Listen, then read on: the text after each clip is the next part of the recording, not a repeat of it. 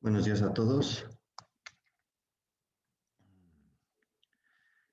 Vamos a ver los últimos huesos del cráneo.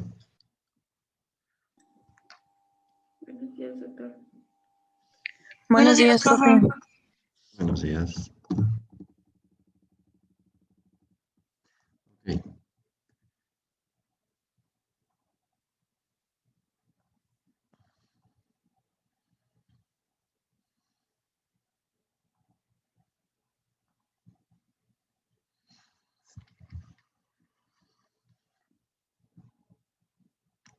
Bueno, vamos a empezar a ver lo que es el hueso occipital.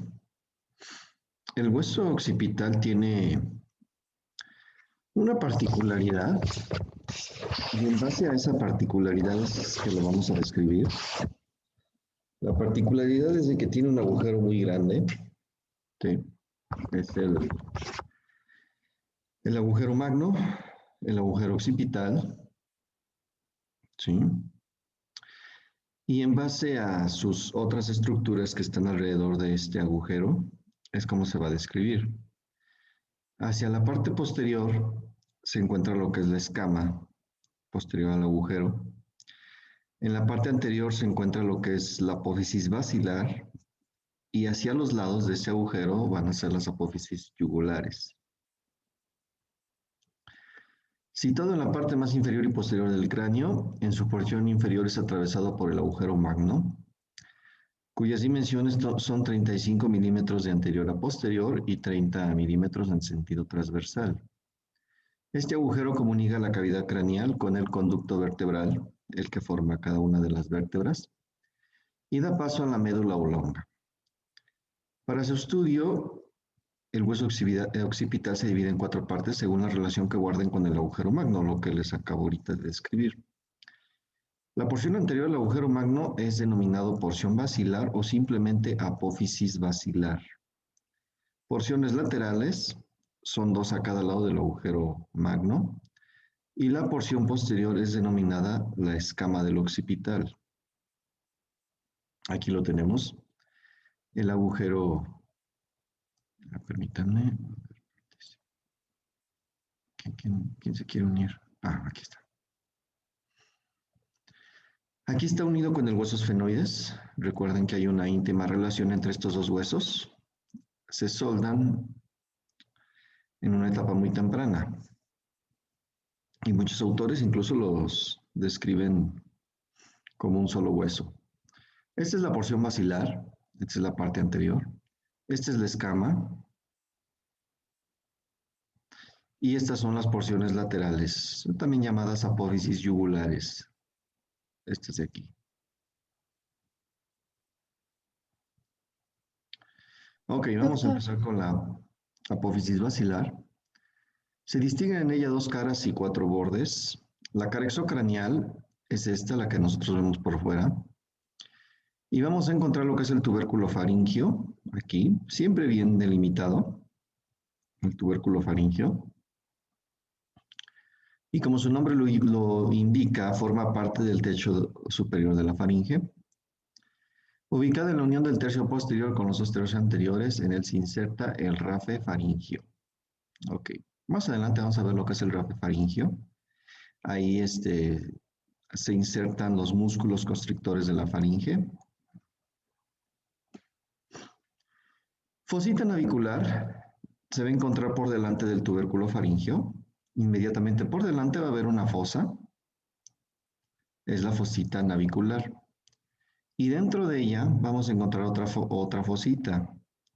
Esta es menos delimitada, pero simplemente sabemos de que dentro de la fosa navicular va a haber otra pequeña depresión. Y esa pequeña depresión recibe el nombre de fosita faríngea. Aquí no le está señalando Rubier. ¿Ok? Doctor, ¿Sí? y en la imagen anterior que mostró, ¿por qué no se alcanza o más bien no sé dónde está ubicado el conducto y la fosa condilia? Bueno, creo que sí se llama así, ¿no? El conducto y la fosa condilia. Sí, es que, bueno, la imagen anterior que puso no se ubica. Nomás sé que es contralateral del agujero magno. Ok, ahorita les voy a explicar eso, cómo es que los van a ubicar en una vista endocranial. En una vista exocranial es más fácil porque utilizan al cóndilo del occipital, pero en una vista endocranial es más complicado porque no tenemos el cóndilo. Pero les voy a decir, el conducto precondilio o condilio anterior es este. El retrocondilio aquí no se ve, pero debería estar por aquí. O este debería ser. ¿Sí? Ahorita les explico cómo ubicarlos. Una cresta posterior o muscular, que vendría siendo esta, cresta muscular, donde ahí se inserta el músculo constrictor superior de la faringe, y una cresta sinostósica anterior a la muscular, como vemos aquí. Esta es inconstante. Y a veces se presenta, a veces no. Entre estas dos crestas se inserta el músculo recto anterior de la cabeza. Anterior a la cresta sinostósica se inserta el músculo largo de la cabeza. Ok. Aquí, el recto, y por acá. Ya, yo creo que la próxima semana vamos a entrar. No, no se crean. De esta a la otra, yo creo que vamos a empezar a ver músculos. Todavía nos falta algo de osteología. La cara endocranial es más sencilla, es más fácil. Se continúa con la cara posterior del cuerpo del esfenoides y solamente está representado por un canal. Aquí lo estamos viendo perfectamente bien. Es el clivus. ¿Sí? Esto ya es un canal endocranial. Bordes. Los bordes laterales están unidos al peñasco del temporal. Sobre esta unión discurre el surco del seno petroso inferior. Aquí lo tenemos. Surco del seno petroso inferior. Aquí. Aquí y acá.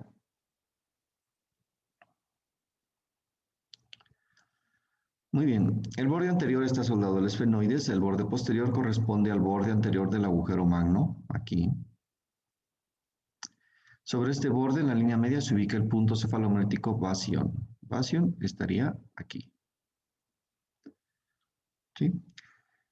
Un punto craniométrico muy usado en estomatología. ¿Ok?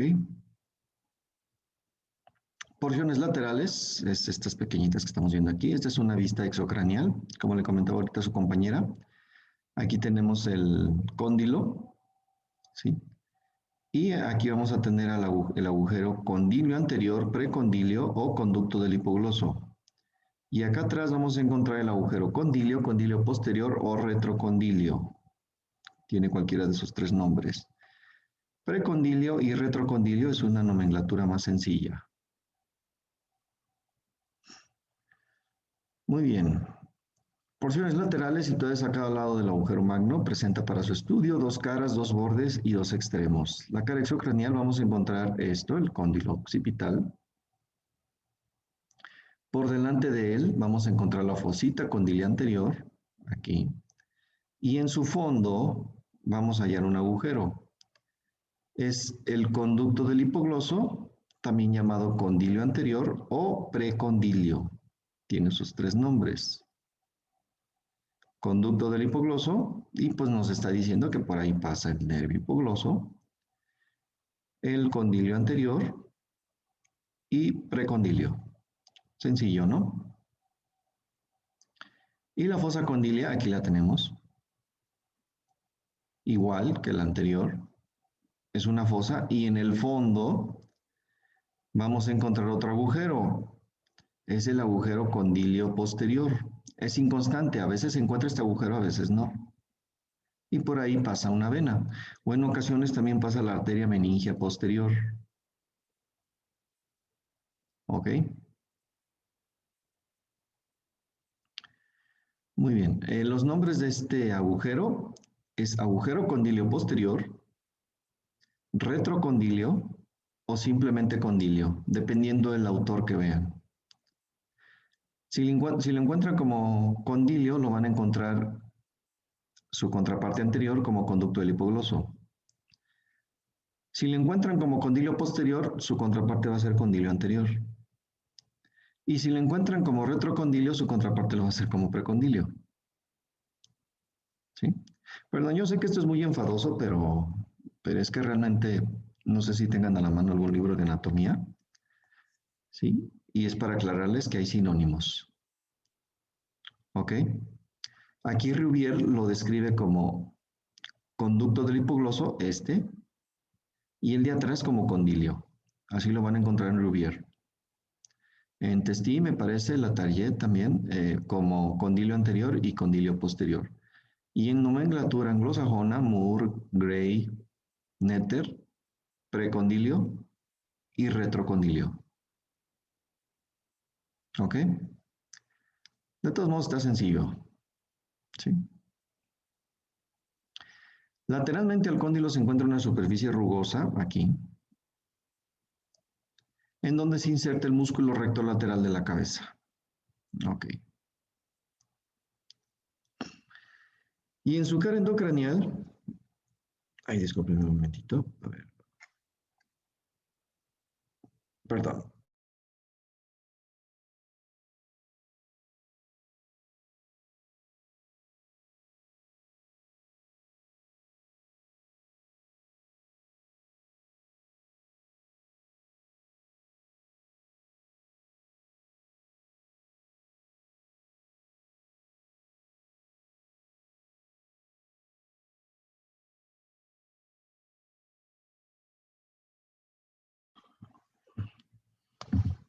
Perdón, ahora sí. Por dentro, vamos a encontrar lo que es el tubérculo yugular, que es este que está aquí, una pequeña prominencia, surcado por un canal ocupado por los pares craneales 9, 10 y 11. El agujero interno del conducto del hipogloso, que era ahorita lo que me preguntaba, aquí está. El conducto del hipogloso siempre se va a encontrar por debajo del tubérculo yugular y se va a encontrar muy cerca del agujero magno. Esa es la mejor referencia que he podido usar para ubicar este agujerito. Este es el agujero interno del conducto del hipogloso o también precondilio o condilio anterior. Aquí está. ¿Ok? Vamos a encontrar lo que es parte del surco del seno sigmoideo por aquí. Y también vamos a encontrar el agujero interno del conducto condilio, condilio posterior o retrocondilio. Se abre en la porción medial de la vertiente horizontal del surco sigmoideo, es decir, vamos a buscar un agujerito que esté cerca o incluso dentro del surco del seno sigmoideo. Pues como por ahí pasa una vena cuando se presenta, pues esa vena va a desembocar sobre el seno sigmoideo. ¿Sí? Entonces tiene sentido, ¿sí?, que el agujero lo encontremos cerca del surco del seno sigmoideo o incluso en el surco del seno sigmoideo. Así es como lo van a buscar. ¿Sí? Busquemos una imagen. Usemos esta. ¿Sí? Este es el tubérculo yugular. E inmediatamente por debajo va a estar el agujero interno del conducto del hipogloso, por donde aquí Rivière nos los está señalando con, parece un alambrito. ¿Sí?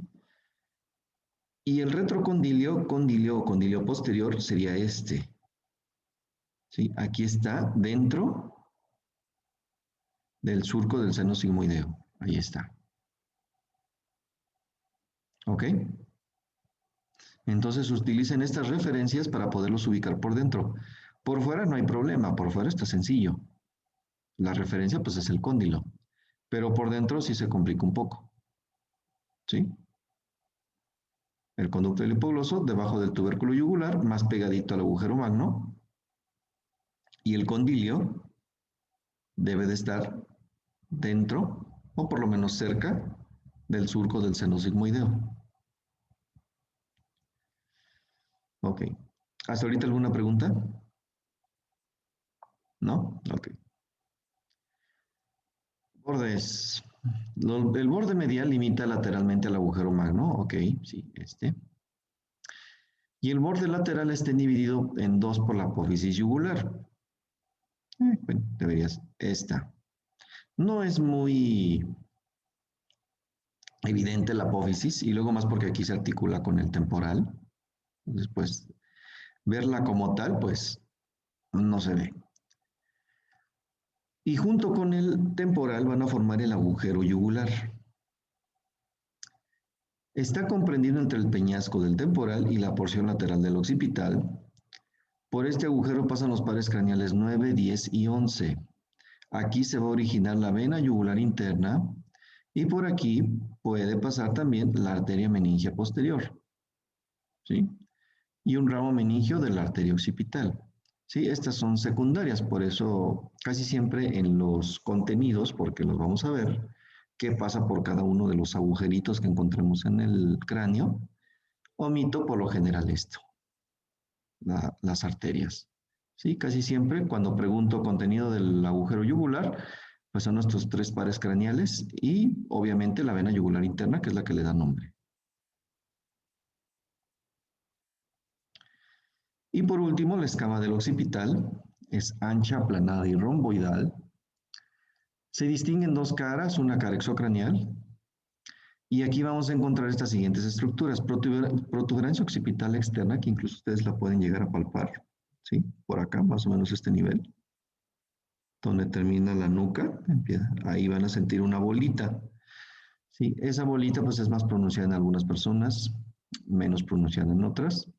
Es la protuberancia occipital externa o también llamado inion. A los lados de la protuberancia vamos a encontrar la cresta, por debajo. Vamos a encontrar la cresta occipital externa, ¿sí? Parte de la protuberancia, ¿sí? Hacia el agujero magno.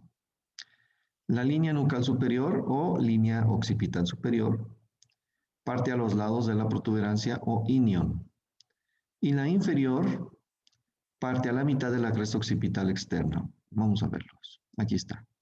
Esta es la protuberancia occipital externa, aquí. Esta es la cresta occipital externa, porque hay una interna. Y esta es la línea nucal superior y la línea nucal inferior.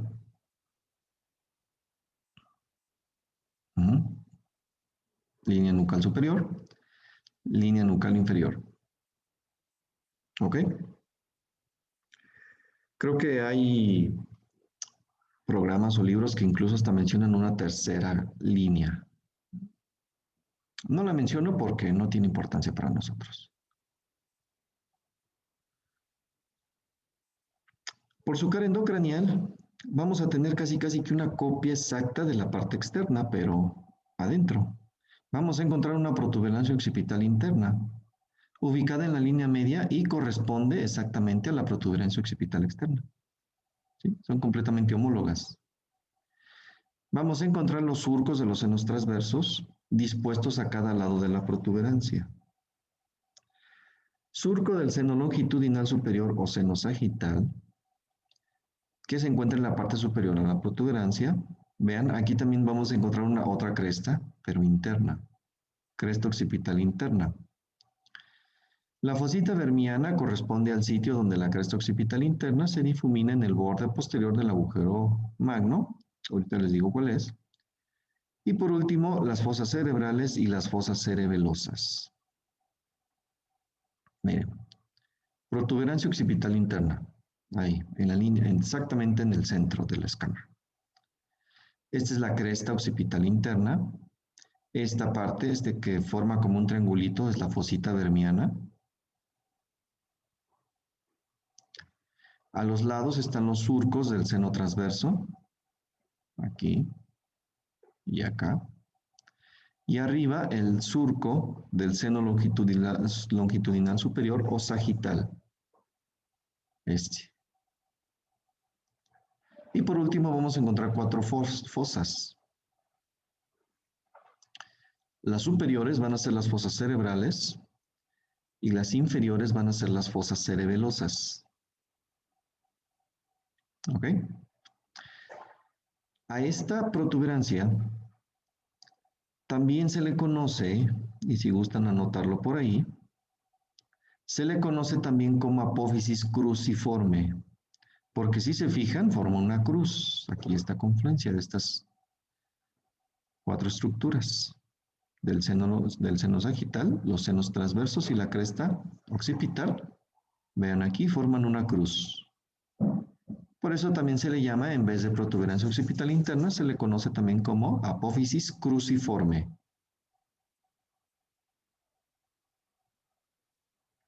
¿Ok?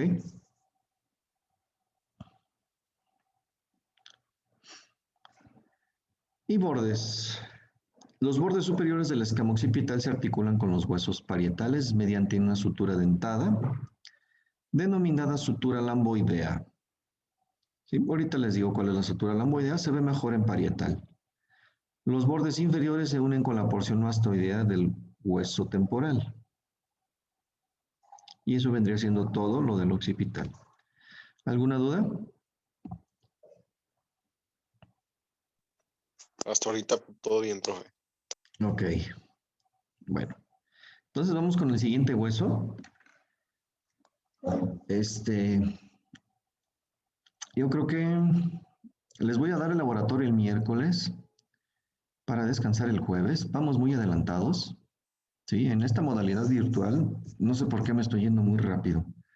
En presencial sí me toma un poquito más de tiempo. Será en lo que pasó lista y todo eso, se pierden unos cuantos minutos. Sí, porque supone que este tema hoy tenía programado que íbamos a empezar a ver etmoides. Hoy. Así vamos muy adelantados. Sí, se supone que occipital, este hueso, ¿cuándo lo debemos haber visto? A ver, ¿cuándo lo tengo programado? Hasta el jueves de esta semana. Lo tenía programado. Bueno, sigamos con parietal.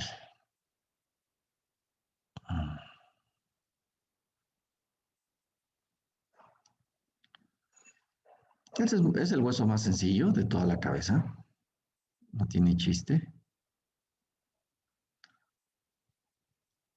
Muy bien. Hueso parietal. Aquí está el hueso parietal. Para su estudio tiene una cara exocranial, que es la que estamos viendo aquí, una cara endocranial y 4 bordes. El borde superior, borde posterior, borde inferior y borde anterior. Y 4 ángulos. Antero superior, antero inferior, postero inferior y postero superior. ¿Sí? Básicamente eso es todo. Sencillo. Es un hueso plano y cuadrangular, situado a cada lado de la línea media en su porción superolateral del cráneo, posteriormente al hueso frontal, anteriormente al hueso occipital y superiormente al temporal. Para su estudio se divide en 2 caras, ya se las mencioné, exocranial, endocranial, 4 bordes y 4 ángulos. La cara externa, de forma convexa, vamos a encontrar la línea curva temporal superior, en la cual se inserta la aponeurosis temporal, y la línea curva temporal inferior, en la cual se origina el músculo temporal. Atención con esto, que esto hago mucho énfasis. Y lo pregunto a cada rato, y también lo pregunto en el examen. ¿Qué se inserta en la línea temporal superior? La aponeurosis. Y en la inferior, el músculo. ¿Sí? En esta imagen están un poquito separadas, en realidad no están tan separadas. ¿Sí? Sí, están un poquito más próximas. ¿Por qué hago mucho énfasis? Porque el temporal, ustedes como estomatólogos lo deben dominar. ¿Sí? Y deben saber que su origen es la línea curva temporal inferior. ¿Ok? Eminencias o tuberosidades parietales, aquí, ustedes las pueden llegar a sentir, acá, a este nivel. Ahí pueden sentir las eminencias parietales. ¿Sí? Estas eminencias parietales son más pronunciadas en los niños, en las mujeres, ¿sí? También son más pronunciadas, y se van difuminando con la edad. Es importante porque esta tuberosidad actúa como un contrafuerte para cuando alguien recibe un golpe, ¿sí? Ahí lo pueda proteger lo que está dentro. Y vamos a encontrar agujeros parietales, ahí está. ¿Sí? Ahí donde puse el puntito rojo. ¿Ok? Por esos agujeros parietales pasa una vena. Y estos agujeros son inconstantes. A veces se presentan, a veces no. A veces se presenta el agujero parietal solamente de uno y del otro no. A veces ninguno, a veces los dos. ¿Sí? Es muy variable. No importa, pasa una vena. Y prácticamente las venas son muy caprichosas, como vamos a ver. Y la cara endocranial es cóncava y vamos a encontrar lo que es la fosa parietal. ¿Ok? Es la depresión más acentuada en la parte media de esta cara. ¿Ok? La hoja de higuera es lo que vemos estos surcos de la arteria meningia media. También se le conoce coloquialmente como hoja de higuera, porque recuerda, como si estuvieran viendo la hoja del árbol del higo. ¿Sí? Corresponden a numerosos surcos vasculares. Es lo que estamos viendo aquí. Fositas granulares o de Paccioni, ¿sí? Unas pequeñas depresiones. Aquí no se alcanzan a ver muy bien, pero ahorita les pongo una imagen. Y vamos a encontrar también el surco del seno longitudinal superior o sagital, que pasaría por aquí.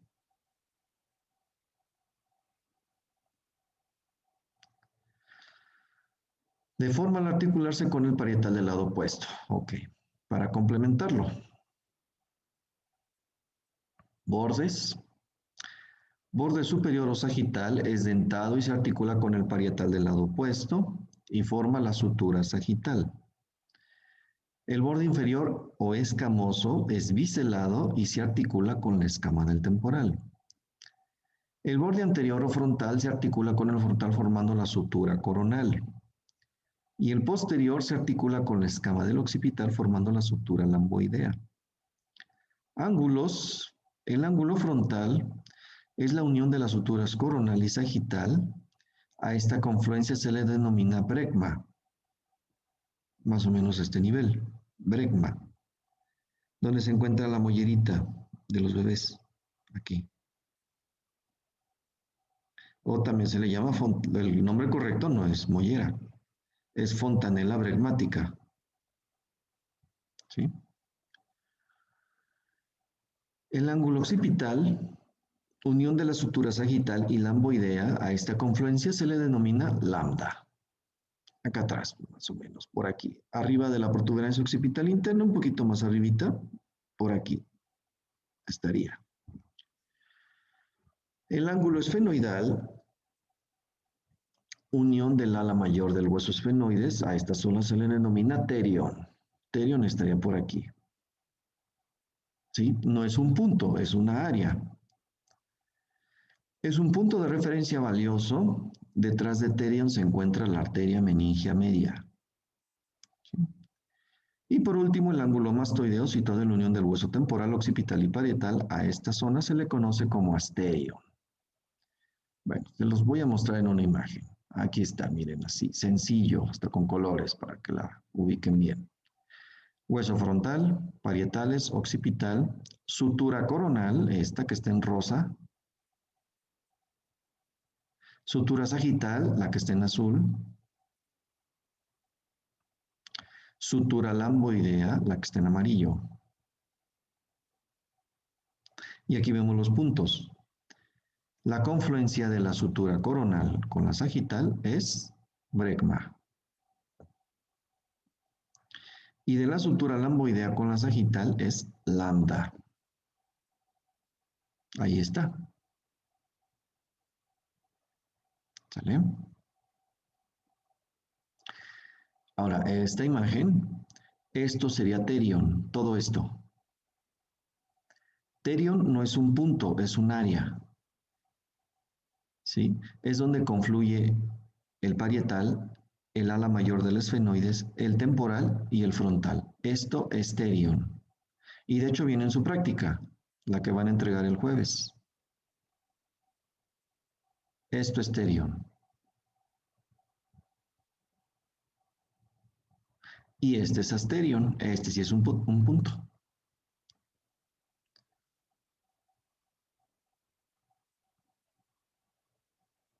¿Ok? ¿Dudas hasta aquí? ¿No? Ok. Bueno, les voy a hablar un poquito de Ethereum. Siempre hago lo mismo, siempre cuento la misma historia y los que están recursando lo pueden recordar. ¿Sí? Ethereum, como ahorita mencionó, eso lo saqué de Testi. Testi menciona eso, que Ethereum es un punto de referencia valioso porque si trepanamos aquí, si quitamos el huesito de aquí, nos vamos a encontrar con la arteria meningia media.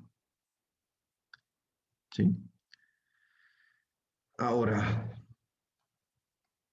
les voy a contar la historia. Sí, esto me lo platicó mi maestro Manuel González.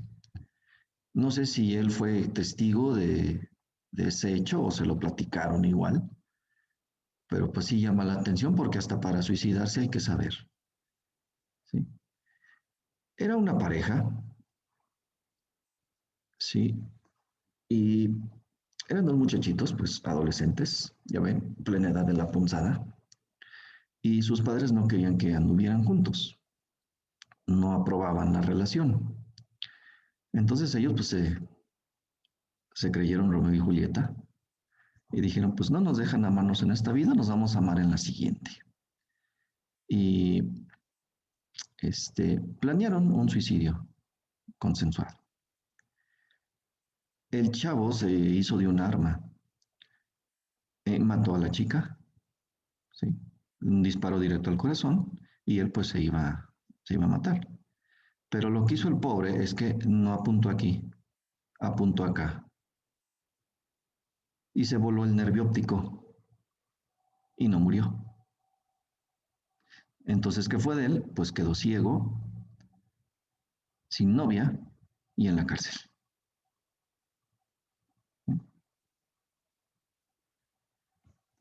Entonces, para que sepan que hasta para suicidarse hay que saber.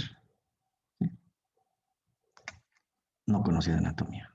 Le falló. No se lo puso acá. Se lo puso más adelante y No ¡pum! tomó clases con el doctor.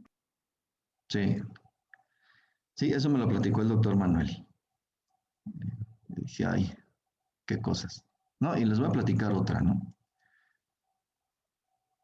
Ya les había mencionado que todo hueso plano tiene dos láminas, una cortical externa, que es la que estamos viendo aquí, y una cortical interna. Y en medio de estas, ya les había comentado que eso es pregunta de examen para maxilofacial. Y van a entender por qué ahorita que les cuente esta anécdota. También me la contó el doctor Manuel. Tiene una cortical externa, una cortical interna, y en medio de estas corticales va a haber hueso esponjoso, que es ricamente vascular, que es el detalle clínico que a nosotros nos interesa. ¿Sí? Me platicó el doctor Manuel que en cierta ocasión llegó al Centro Médico Nacional una señorita que trabajaba en el Nixtamal, ¿sí? O sea, el Nixtamal, ya ve, el proceso para poder hacer la, la harina de maíz, ¿no? Realmente no sé en qué consista. Algunos de ustedes tal vez sí, ¿sí? Pero según explicaban, creo que lo que lo hace el molino, si es un molino potente, y no sé cómo estuvo la situación, pero de tal forma que a esta chica usaba trenzas, las trencitas, ¿sí? Y uno de estos aparatos le agarró una trenza y fue tanta la fuerza y tanta la violencia que le arrancó todo el cuero cabelludo. O sea, no le arrancó nada más los pelos, o sea, toda la piel se le vino. Entonces todo esto quedó descubierto. ¿Sí? Se intentó hacer un injerto, se le trató de reinjertar el cuero cabelludo, pero fracasó el tratamiento. ¿Sí? Al final se necrosó el cuero cabelludo. Entonces, pues la pobre muchacha quedó calva, pero de todos modos tenía la calota descubierta. ¿Sí? Se tenía que proteger. Una alternativa pues era un injerto de piel, pero ¿quién iba a ser el donante? ¿De dónde lo iban a tomar para poder poner piel dentro de esa zona? Entonces, y como se necesitaba proteger esta parte lo antes posible, porque si no era propensa a una meningitis, porque como veremos más adelante, hay una comunicación, ¿sí? del exocráneo de esta parte con el endocráneo. Entonces había un alto riesgo de que padeciera meningitis. ¿Qué fue lo que se le hizo? Se trepanó el hueso, se perforó, se hizo varias perforaciones de la cortical externa de tal forma que sangrara esta zona y el hueso granulara. Y fue de la forma que se le formó tejido aquí. Obviamente se le iba a ver raro, ¿sí? Porque no iba a ser piel, se le iba a ver como una quemadura todo esto, pero ya por lo menos iba a quedar protegida y pues iba a tener que utilizar peluca para siempre. ¿Ok? Y eso no lo hizo un neuro, por eso me lo platicó el doctor Manuel, lo hicieron los maxilofaciales, dentistas, hicieron ese tratamiento.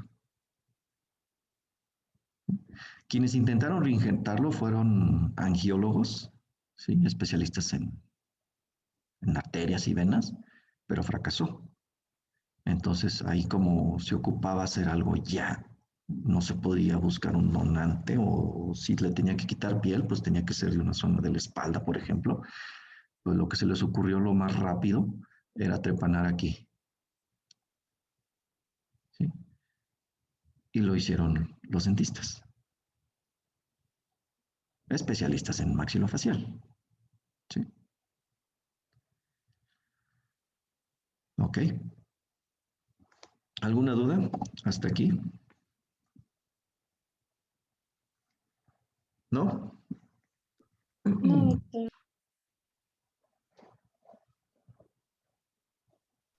Yo, doctor, ¿Sí? ¿no? O sea, ¿qué puede hacer y qué no puede hacer? ¿Cómo? Perdón, ¿qué alcance tiene un maxilo? O sea, como, ¿hasta dónde puede abarcar él? Maxilofacial, toda la cara. De aquí para abajo, hasta acá. También una parte del cuello es la región suprayoidea, también ellos la operan. También la región parotidia, también la abarcan algunos. ¿Sí? Todo eso abarca maxilofacial. Y en esa zona, pues, aquí, pues obviamente le corresponde al neuro, aquí. Pero como no se tenía que meter pues ya dentro ya lo que iba a ser el encéfalo, pues nada más iban a trepanar aquí, pues no hay ningún problema. Fueron los que se aventaron el compromiso. ¿Sí? Pero pues maxilo, ahora sí que el maxilo come de cirugía bucal, es lo que más va a ver.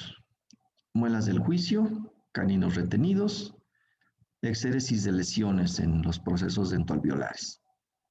¿Sí? Ya más completo, pues sería cirugía ortognática, que es la corrección de la posición del maxilar y de la mandíbula. Eh, También ellos hacen lo que es reconstrucción del labio paladar hendido. ¿Sí? Yo creo que le corresponde más al maxilo corregir el paladar y el labio al plástico. Sí, aunque también lo puede hacer un maxilo, ¿eh? El doctor Manuel tiene una subespecialidad en eso, en reconstrucción del labio. ¿Sí? Lo que sí es que los plásticos no deberían operar paladar. ¿Sí? Y yo que estuve en el Hospital Gia González, ahí hacen se podría considerar como que el Centro Médico Nacional de Reconstrucción. Sí, hay mucho plástico y hay mucho cirujano plástico de gran renombre. No sé si todavía estén ahí el doctor Ortiz Monasterios. No sé si ya se haya jubilado. Sí, es todo una eminencia de la cirugía plástica en la Ciudad de México. Ahí enseñaban a los cirujanos plásticos a operar paladar. Y me tocó ver que a cada rato se les abrían, ¿sí? Los paladares. Entonces digo, no, mejor eso déjenselo al maxilo. Al doctor Manuel nunca vi, nunca vi que se le hiciera una fístula en el paladar.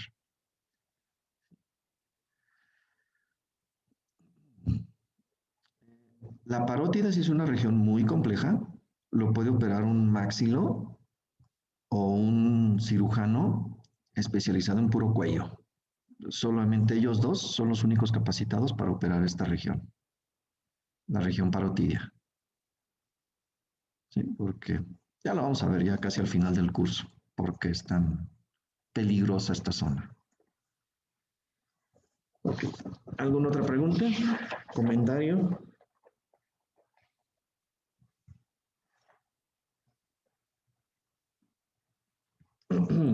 Doctor, Sí. y por ejemplo, de la historia que nos contaba, ¿a qué se debe de que, o sea, la persona rechazara el injerto que le pusieron? Pues porque no se pudo, no se logró una, una revascularización del cuero cabelludo. Por eso fracasó. ¿Sí? Por eso es de que en algunos países, bueno, y está documentado, usan sanguijuelas. ¿Sí? Las sanguijuelas tienen en su saliva un potente anticoagulante. ¿Sí? O sea, cuando hay una herida, obviamente automáticamente se desencadena. Esto lo van a ver en fisiología, o ya lo vieron, ¿no? La cascada de la coagulación. ¿Ya lo vieron? Ya llevaron fisiología, ¿no? El semestre pasado o el primer semestre. Sí, ya llevamos. ¿Quién les dio Madrigal Quiñones? No. ¿No? Qué raro. Bueno, por lo general daba a Madrigal Quiñones a los que están en el semestre de enero. Bueno, lo debieron haber visto, cómo se desencadena la cadena de la coagulación. O sea, cuando hay una herida, Profe, automática. ¿Vale? de hecho creo que hay una canción de la cascada de coagulación, creo. En serio, se inventaron una canción. Sí, Bueno, pues debería enseñármela porque ni yo me la sé. La cascada de la coagulación. Solamente que es, sí, sí, se activa el factor sabe quién y después ahí y así. ¿Sí? Pero no, realmente. Me la aprendí en algún momento, pero ya no. ¿Sí? Entonces, cuando hay una herida, pues automáticamente se desencadena. ¿Sí? Y pues obviamente causa coágulos, causa trombosis y ya no hay una revascularización. Entonces lo que se hace es de que se usan sanguijuelas, ponen las sanguijuelas aquí a que le choquen la sangre por aquí. Y como ellas pues se tienen que alimentar, pues succionan y succionan fuerte. Y en su saliva tienen un factor anticoagulante. Entonces es por eso que se usan en medicina porque son un apoyo para revascularizar un injerto de piel. De hecho, también en algunos países usan larvas de mosca para desinfectar piel necrótica. ¿Sí? Siembran ahí las mosquitas, ahí se las dejan, ahí bueno, las larvas, para que se coman nada más el tejido. Se come nada más el tejido muerto, no se comen el tejido sano. Sí, es incluso un proceso más conservador que hacerlo quirúrgicamente. Que quirúrgicamente sí te puedes llevar tejido sano. Doctor, ¿y no se llega como a infectar? No, no, porque las larvas son criadas, ¿sí? No tienen, están limpias, ¿sí? No tienen bacterias. Se llegan a infectar si las larvas tuvieran bacterias, no se infecta. Y de hecho hasta prevenían infecciones. Y de hecho esto se descubrió en la Guerra Civil Norteamericana, ¿sí? En la Guerra de Secesión. Los gringos fueron los primeros en publicar esto. Porque en la Guerra de Secesión, pues ya ven, hace mucho tiempo, hace más de 200 años, pues no tenían el servicio de sanitario que se tiene ahora, ¿sí? Pues no había jeeps, no había camiones para trasladar a los heridos, había mulas y caballos, o a veces ni eso, ¿sí? Mulas y caballos pues se lo dejaban a los oficiales, pero a las tropas pues no, hasta que hubiera chance, ¿no? De poderlos transportar en camillas muy precarias. Entonces muchos de estos soldados que resultaban heridos tardaban días en ser atendidos. Y los médicos empezaron a notar que aquellos que estaban infestados con larvas de moscas sobrevivían a una sepsis. Incluso hasta les iba mejor a los que llevaban días que los que llevaban luego. Les iba peor. De ahí lo publicaron los médicos y sí, en algunos hospitales. Aquí en México, la verdad no sé, pero sí he sabido de hospitales en Estados Unidos y en Europa que utilizan larvas de mosca. para limpiar una herida necrótica.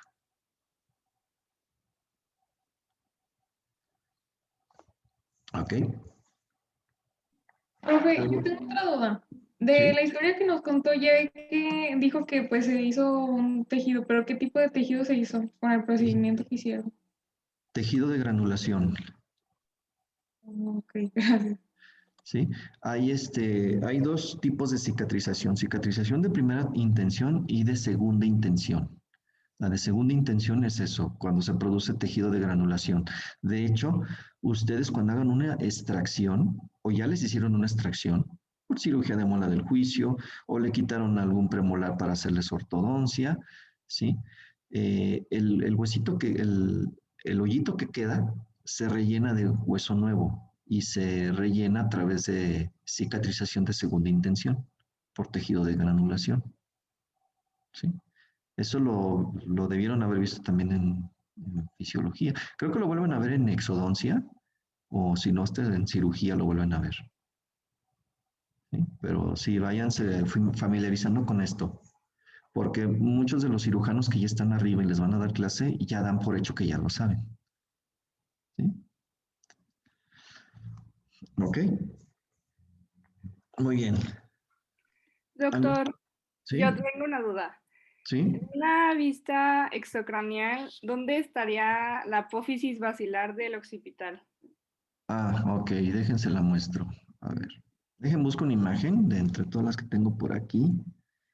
A ver, imágenes. Angio. Alex, ay, ¿dónde está? Ah, aquí hay una. A ver, déjenla abro. No sé por qué desde Windows 10 se tarda mucho en abrir las imágenes. Es una particularidad de este sistema operativo. Ahí está, ya se abrió. La imagen es de Complete Anatomy. Mire, aquí está. ¿Sí? La apófisis basilar es esta.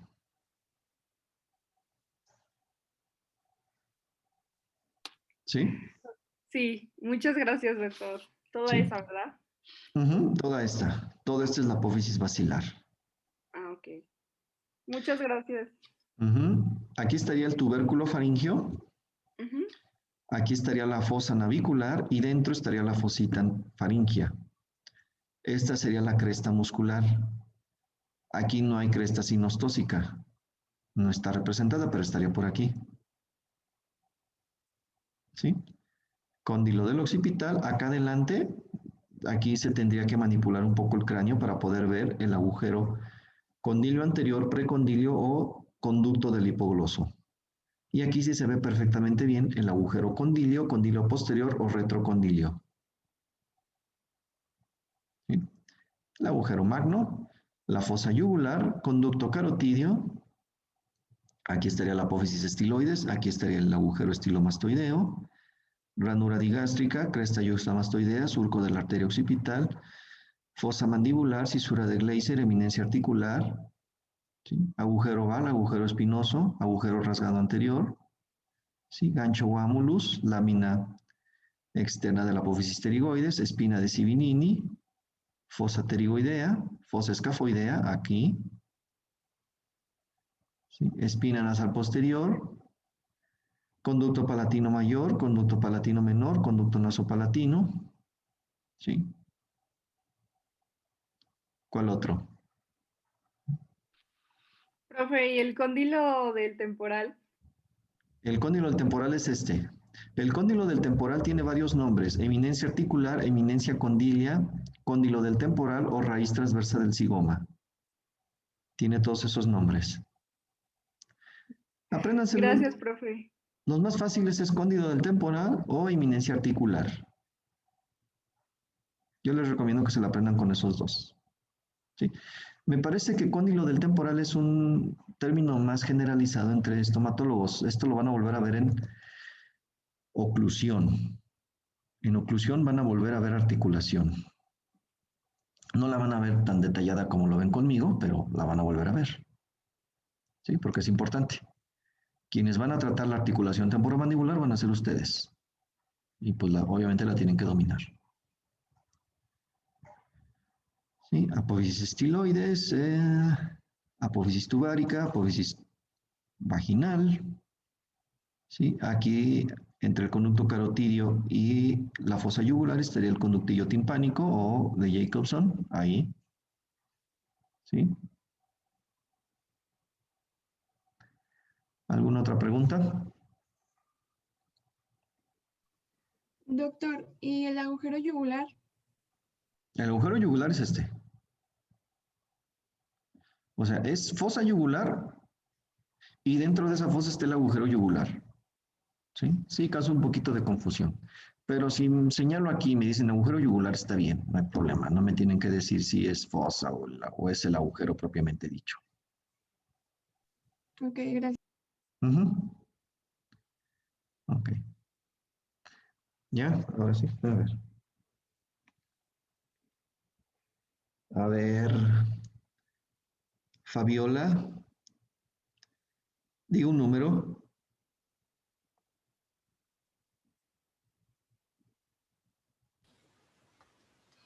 El 27. 27. Natalie Martínez Rodríguez.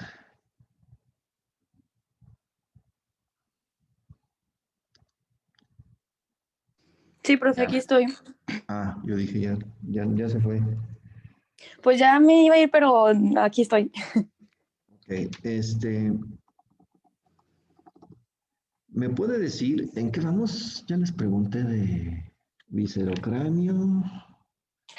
Sí, frontal. Ah, sí. ¿Cómo se? No, del esfenoides también ya pregunté. Ah, no, esfenoides. ¿Cómo se divide el esfenoides para su estudio? Tiene un cuerpo, alas menores y alas mayores. Es el que tiene forma de murciélago. Ujú. En el ¿Y qué cuerpo más? tiene seis caras. La No, cara superior, sí me dijo bien, cuerpo, alas mayores, alas menores y le falta otra estructura. la apófisis, la pterigoides. Ah, ok, muy bien. Ujú, Y ya el cuerpo tiene sus seis caras, la cara superior, la cara anterior, la cara inferior y la cara posterior. Y en cada una de ujú, esas caras, pues ya tiene sus detalles. ujú, En la cara superior tiene el tubérculo, la silla, la fosa hipofisiaria, donde está la silla turca, ujú, el surco prequiasmático, también tiene el dorso de la silla y ujú, estas apófisis que parecen silla, ¿cómo se llaman? Las clinoides. ujú. Digo, que parecen cama por los piquitos. Sí. El yugo esfenoidal, Ujú, y en la cara anterior están las hemiceldillas que se ujú, forman o sea, que forman para hacer los senos, la cresta esfenoidal. ujú, En la cara inferior tenemos la cresta esfenoidal y la apófisis vaginal. ujú, En la cara posterior tenemos las clinoides posteriores, las de abajo. ujú. Y tenemos dos caras laterales, que son las que forman las alas mayores con el surco cavernoso. Ok. Y luego tenemos en las alas menores, son dos caras y dos bordes. La cara Ujú, superior, que es la endocranial, y la cara inferior, que es la porción más profunda, la donde están de las órbitas.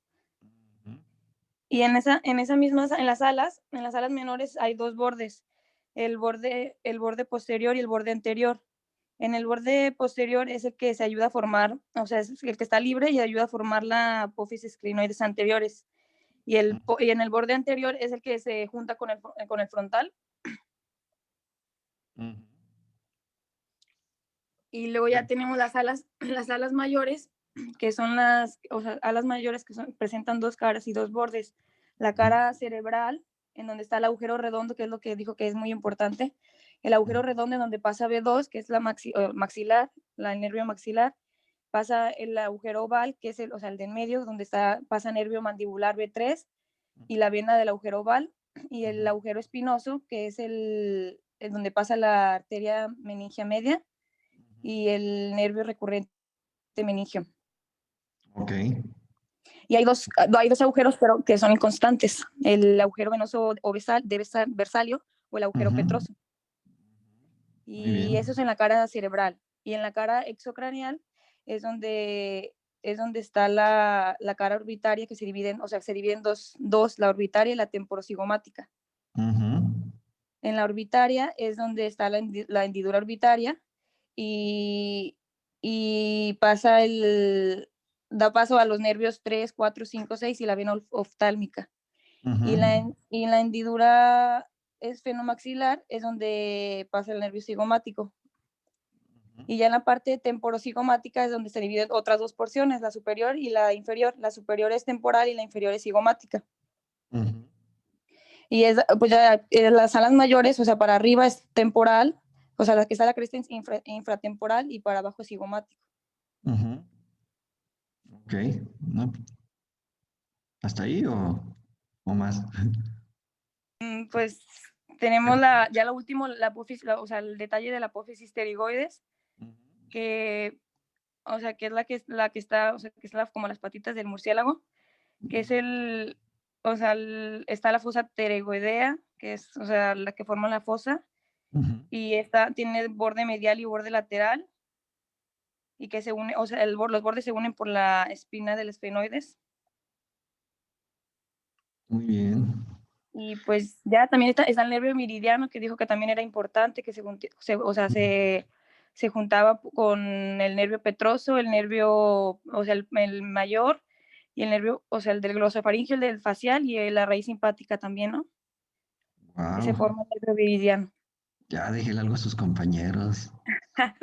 Pero es que es el más largo ese hueso. Sí, ya me lo dijo todo. ¿También el temporal se lo sabe así? Pues más o menos. ¿Qué opinan? Creo que se ganó sus 4 participaciones, ¿no? Pues, Sí. Sí, pues sí. sí, pues sí. Definitivamente. Definitivamente sí se lució. Eso, mamona. Esa jefa del grupo. Ya acabó sus participaciones, sí, bien merecidas. Sí. Ay, muchas gracias. No deje de estudiar, sigue estudiando así, ¿eh? Bueno, sí. Voy a seguir estudiando. Muy bien. Bueno, entonces, nos vemos el día de mañana. Sí, mañana vamos a empezar a ver lo que es endocráneo. Todo lo que es el endocráneo. Sí. Columna cervical y vamos a entrar a lo que son fosas craneales. Sí, ya sería el último tema de osteología. ¿Ok?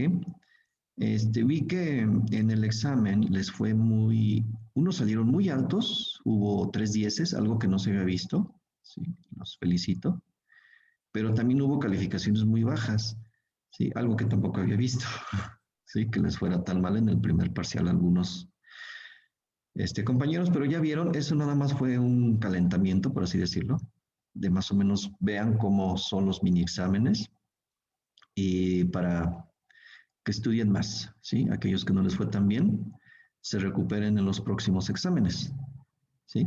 Y recuerden, el mejor consejo que les puedo dar es de que estudien diario.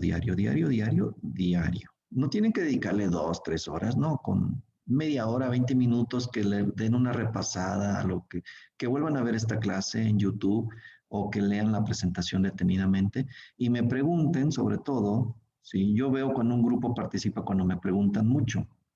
Cuando no me preguntan, pues sí, generalmente les va mal. ¿Ok? Bueno, entonces nos vemos el día de mañana. ¿Sale? Gracias, doctor. Hasta mañana. Gracias, doctor. Nos vemos, profe. Hasta Adiós, luego. gracias. Adiós.